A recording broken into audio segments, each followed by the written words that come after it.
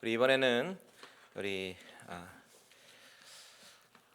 한국어권을 위해서 메시지를 우리 목사님께서 나눠주실 텐데, 먼저 우리가 신명기 16장을 펴겠습니다.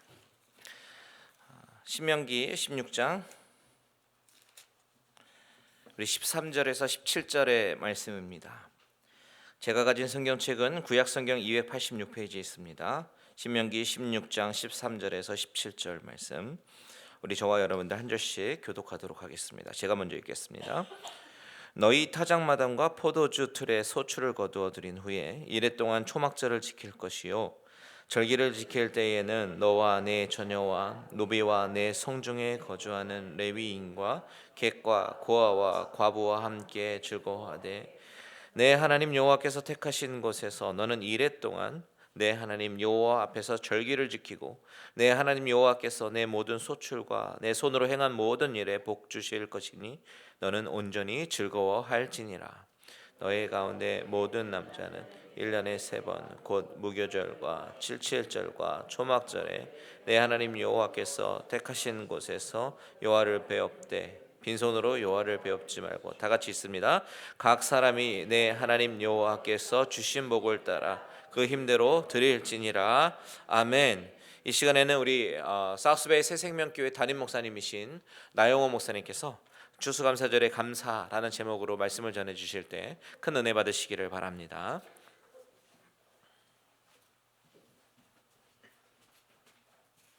함께 기도하겠습니다. 사랑의 하나님, 감사합니다. 오늘 추수감사절 이 예배에 오늘 귀한 말씀을 하나님께서 주옵시고 오늘 주신 말씀을 통해서 큰 은혜 입는 저희들 되게 하여 주옵소서. 예수님의 이름으로 기도합나이다. 아멘. 오늘이 이제 추수감사절입니다만은 사실 이 추수감사절을 다른 말로 표현한다면 축제의 절기라고 할 수 있겠습니다. 사실 이 추수감사절의 시작이 여기 미국이라는 사실을 우리가 잘 압니다. 이 미국 땅에 신앙의 자유를 찾아 영국으로부터 온 청교도들이 그 시작이었습니다. 16세기 때 영국 국교회는 로마 캐톨릭으로부터 개혁된 교회였지만 아직도 많은 로마 캐톨릭의 잔재가 남아있어 완전한 개혁이 필요했습니다. 이때 이 개혁을 추구하며 엄격하고 검소하게 그리고 정결한 신앙생활을 하자 하는 목표로 청교도 운동이 영국 내에서 일어났는데, 이 운동이 영국 국교회 입장에서는 눈에 가시였습니다. 그래서 영국 국교회가 청교도 운동을 하는 사람들을 박해하기 시작했고, 급기야 1593년 엘리자베스 여왕이 반청교도령을 제정하게 되었고, 청교도들은 그때부터 더 혹독한 핍박을 받게 됩니다.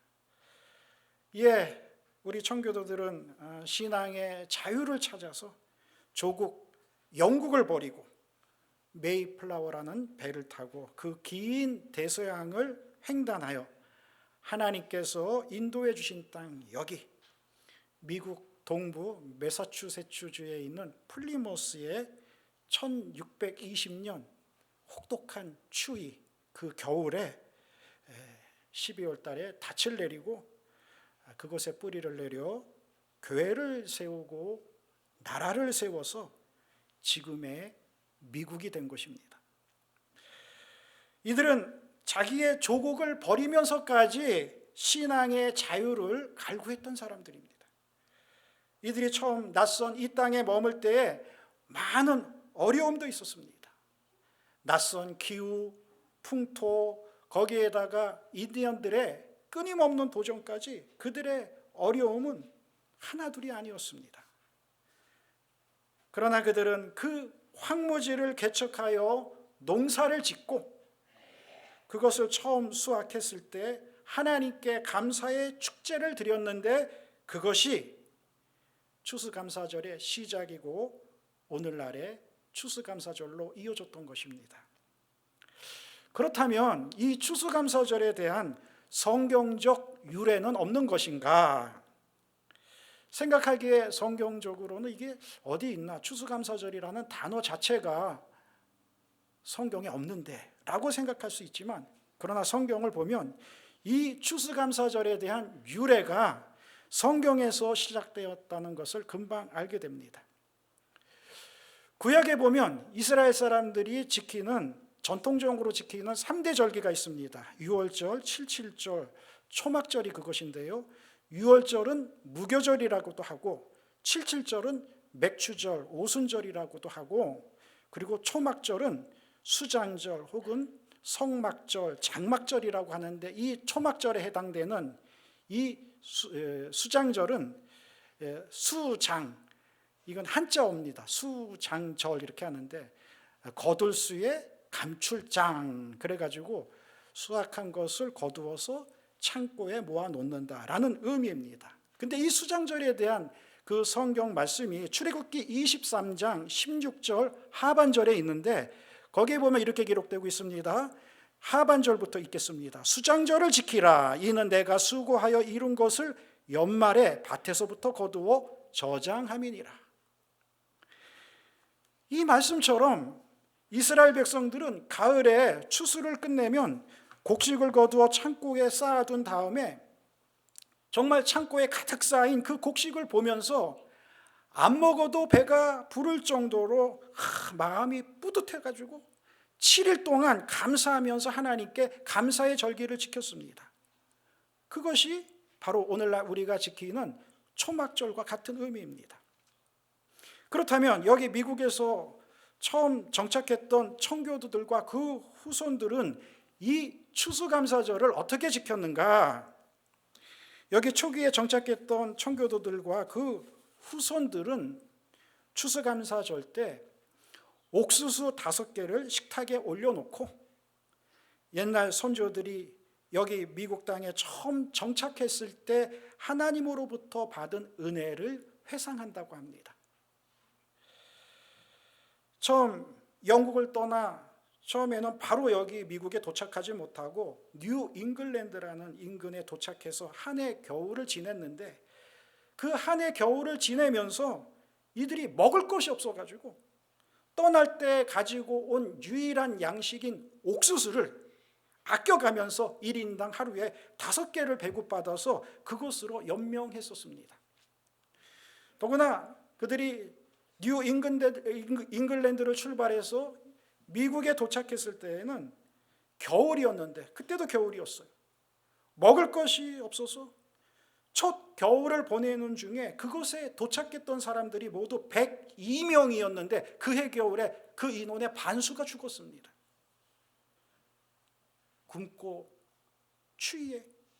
그나마 거기서 어떻게 살아남은 사람은 대부분 영양실조에 걸려가지고 그나마 제대로 일할 수 있는 사람은 처음에 출발했던 인원 가운데 딱 7명만 건장하게 일을 할 수 있는 정도였습니다.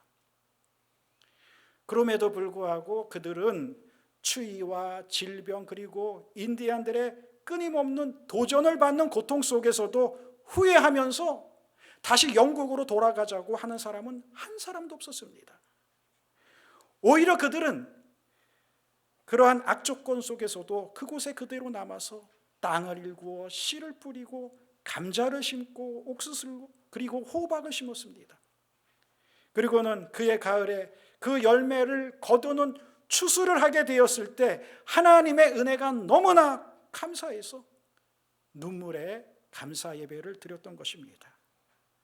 이것이 바로 이 땅에서 첫 번째 드렸던 추수감사절 예배의 모습이었습니다. 사실 이들의 삶을 놓고 우리가 냉정하게 따져보면 사실 그들에게는 감사해야 할 일보다는 불평하고 원망해야 할 일들이 더 많았습니다. 방 뜨시한 그 고향집을 버리고 이 먼 곳까지 와서 무슨 고생이냐고 원망할 수도 있었는데 그들은 원망하지 않았습니다. 그들은 슬픔보다는 기쁨을, 원망보다는 하나님께 감사와 고마움을 가지고 감사 예배를 드렸습니다. 그렇습니다. 그들이 드렸던 이 첫 번째 추수감사 예배는 저들이 하나님의 영광을 위하여 정든 고향과 친척을 버리고 낯선 이 신대륙에 와서 죽음과 투쟁에서 얻어낸 결실이었습니다.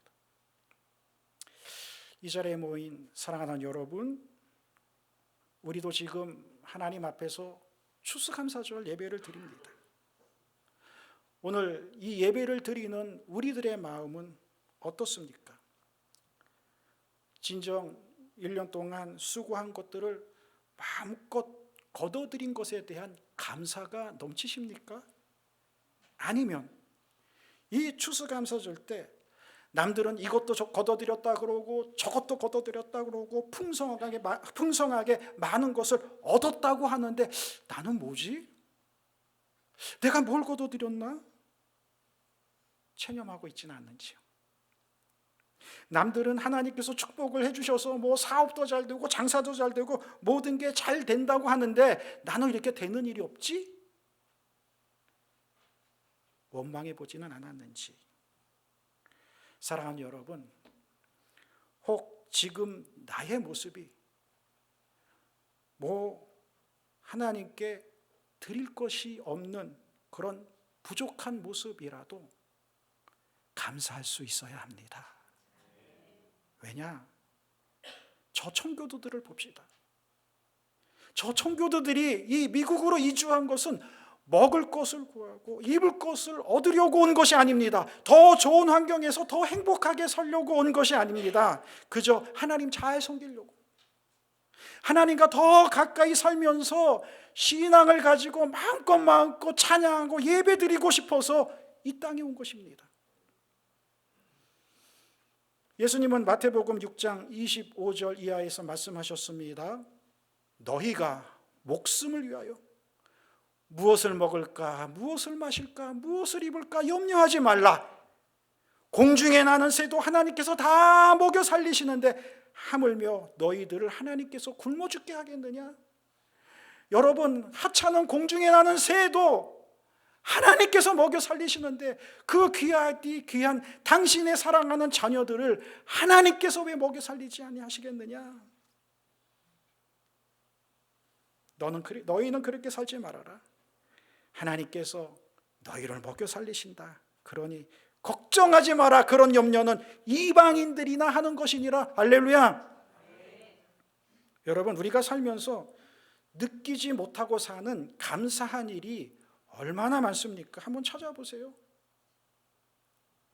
사실 보면 내가 오늘 이 자리에 건강하게 앉아서 예배드리는 것 자체도 하나님께 감사한 일입니다.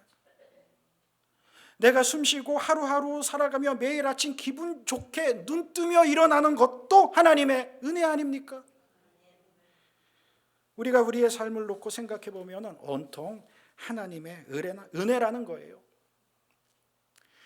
저도 가끔 이제 운전할 때 이런 생각을 해봅니다. 여러분, 운전할 때 보면 미국은 뭐 길도 넓고 뭐 차도 그렇게 많지 않지만 뭐 한국에서도 보면은 그 좁은 시골길 꼬불꼬불 그런 길들이 많은데 편도 1차선 길을 막 달리다 보면 나도 싱싱 달리고 또 상대방 차선에서도 싱싱 차들이 오는데 그 많은 차들이 달려오면서 핸들 조금만 삐끗하게 나한테 틀면 어떻게 돼요? 차가 그냥 정면충돌 큰 사고 나지 않습니까?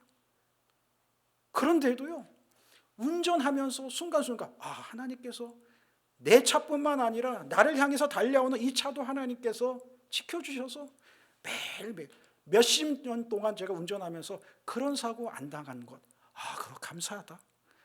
언제가 그런 생각이 나더라고요. 어떻습니까, 여러분?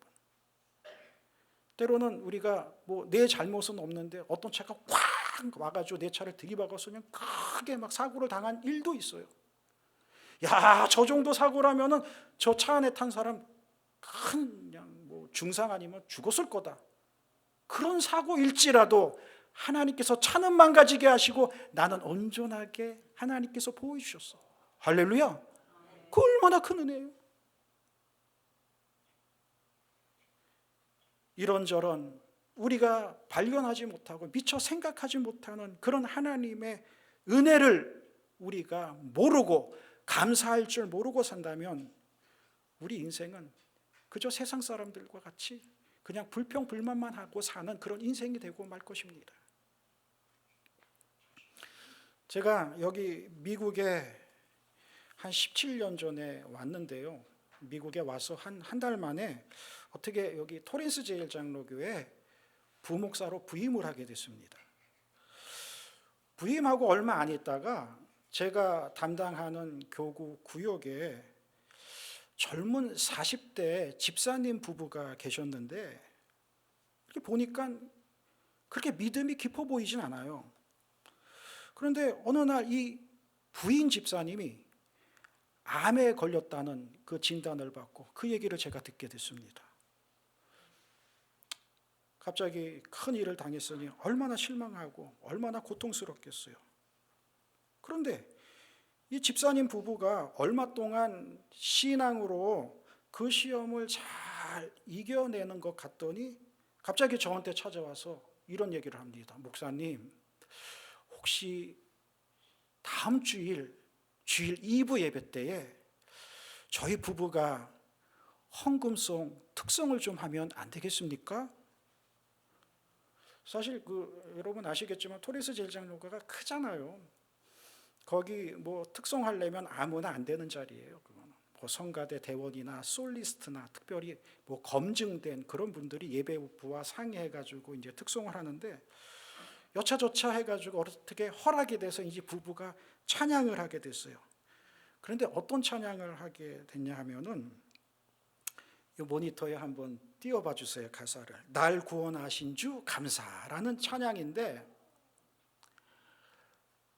암에 걸린 집사님이 그 병중에 이 찬양을 부르는 거예요. 근데 이 찬양의 가사가 사뭇 그 부부에게는 큰 의미를 갖는 그런 찬양인데 여러분 스스로가 이제 빙의가 되어서 그 집사님 암병 걸린 40대 내가 집사다라고 생각하고 이 제목, 이 가사를 한번 생각하면서 여러분 다 아실 것 같아요. 한번 불러볼까요?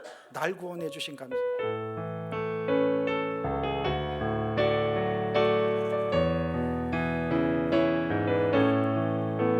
날 구원하신 주 감사 모든 것 주신 감사 지난 추억이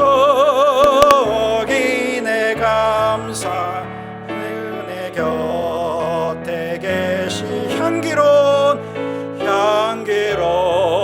봄철의 감사 외로운 가을날 감사 나의 눈물도 감사 나의 영혼과 2절 응답하신 기도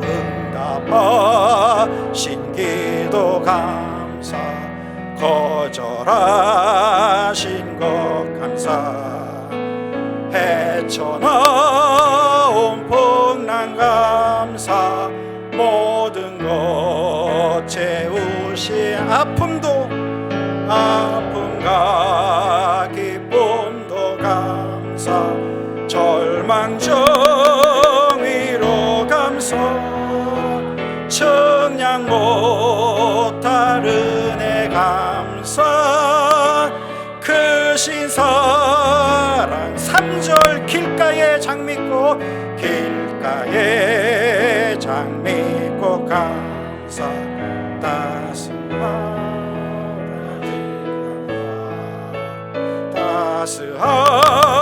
따스한 희망 주신 기쁨과 슬픔도 감사 하늘 평안을 감사 내일의 희망을 감사 영원토록 감사해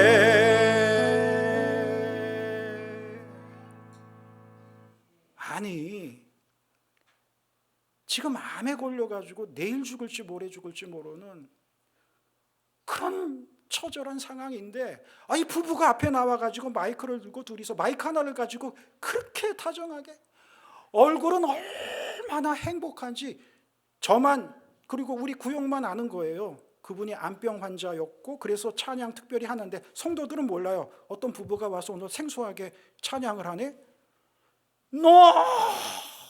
너무 은혜롭게 그 은혜로운 표정을 지으면서 감사해, 감사해, 감사해 찬양하는데, 그걸 보는 제가 그 순간에 그냥 암병이 싹 달아나는 것 같더라고요. 할렐루야.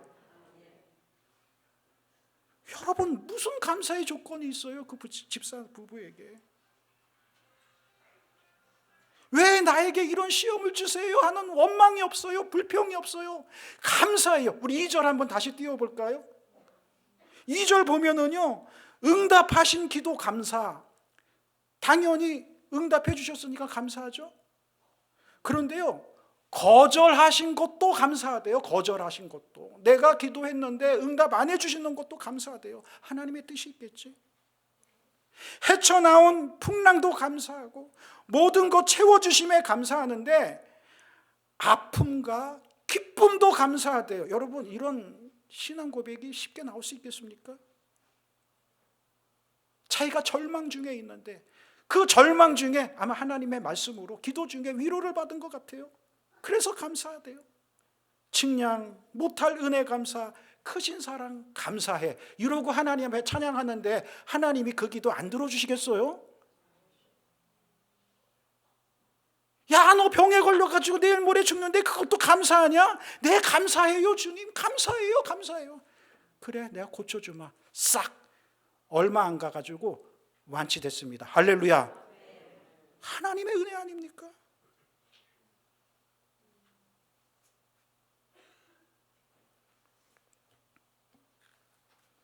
우리는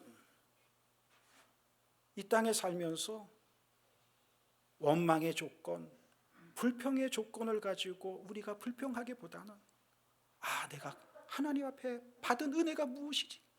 내가 무엇을 감사해야 하지 하면서 감사의 조건을 먼저 찾는 저와 여러분들이 되시기를 축원합니다. 생각해 보면 우리 믿는 사람들에게는 세상 사람들이 갖지 않은 것을 가진 것으로 감사한 일이 얼마나 많이 있어요. 우리는 세상 사람들이 갖지 않은 믿음을 가졌고 교회를 가졌고 하나님을 가졌습니다. 또한 하나님은 우리에게 가정을 주셨고 자녀를 주셨고 이 미국에서 마음껏 미국의 풍요로움을 누리며 살도록 해주셨고 신분도 주셨고 건강도 주셨습니다. 그뿐입니까? 여러분 각자 가정마다 하나님께서 베풀어 주신 여러분들이 발견하지 못한 하나님의 은혜는 셀 수 없이 많을 것입니다. 때문에 우리는 내가 가지지 못한 것을 생각하고 불평하는 것이 아니라 남이 가지지 않은 내가 가지고 있는 그것을 가지고 감사해야 됩니다. 그런데 나에게 주어진 감사의 조건을 생각하지 않고 늘 불평하는 인생이 되면 안 되는 거예요.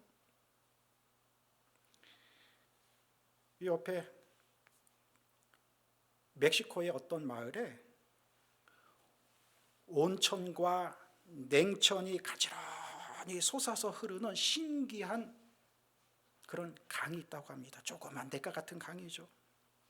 한쪽에는 부글부글 끓는 온천이 솟아올라 가지고 뜨거운 물이 흐르고 그 같은 물줄기 한 곳에서는 얼음물과 같이 차가운 냉천이 솟아오르는 신기한 곳인데, 이렇게 냉천과 온천이 신기하게 솟아나는 물가이다 보니까 그 동네 안악들이 빨래 강주리를 가지고 와서 뜨거운 물에 가가지고는 빨래를 삶고 바로 그 옆에 있는 냉천에서는 그 빨래를 헹궈서 깨끗한 옷을 가지고 집으로 간다고 합니다.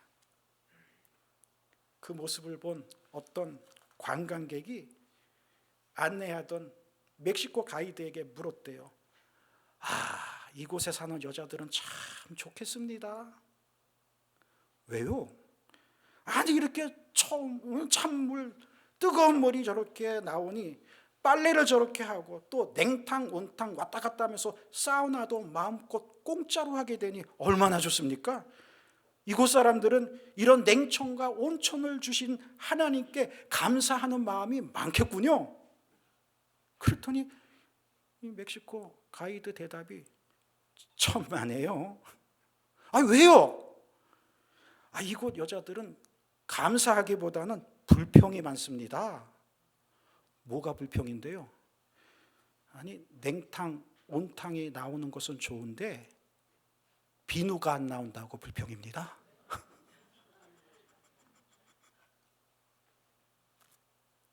여러분, 아무리 큰 저택에 살아도요, 감사가 없으면 절대로 행복한 사람이 아닙니다. 그저 조그만 단칸방에 살아도 눈만 뜨면 아이고 하나님 오늘도 좋은 날 주셨습니다, 감사합니다 하면서 그 입에서 감사가 나오면 그 사람은 행복한 사람입니다. 그래서 감사 지수는 높으면 높을수록 좋은 거예요. 감사가 많으면 우리의 믿음은 더 좋아지고, 감사가 많으면 우리는 더 행복한 사람이 됩니다. 그러므로 우리는 우리 입술에서 감사합니다, 감사합니다, 주신 것은 당연히 감사하지만 안 주신 것도 감사합니다, 그거 내가 가지면 나중에 그것 때문에 큰 불행한 일을 만나거나 안 좋은 일을 만날 것 같아서 하나님께서 안 주신 것이죠, 감사합니다. 이렇게 우리 입술에서 늘 감사가 끊이지 않도록 우리의 마음을 가져야 할 줄 믿습니다. 하나님이 나에게 범사에 항상 감사하라고 하셨어. 그러니까 나는 감사해야 돼, 아버지에게 순종해야 돼 하면서 어떤 형편에서든지 하나님 앞에 감사할 조건을 찾아서 감사하다면 우리의 믿음이 좋아지고 더 행복해집니다. 그 감사의 표현이 또한 우리가 하나님께 드림에 있지 않습니까? 오늘 본문 마지막 절에 보면은 오늘 마지막 절에 이렇게 말씀하고 있습니다. 각 사람이 내 하나님 여호와께서 주신 복을 따라 그 힘대로 드릴지니라. 추수감사절에 입술로만 감사가 아니라 감사합니다 하는 표현을 또한 이렇게 드림으로 하나님께 표현해야 됩니다. 오늘 이 추수감사 주일 예배 때 우리 각자의 1년을 뒤돌아보면서 여러분들이 하나님 앞에 드릴 것 풍족하게 드리고 감사하실 수 있는 여러분 되시기를 주의 이름으로 축원합니다.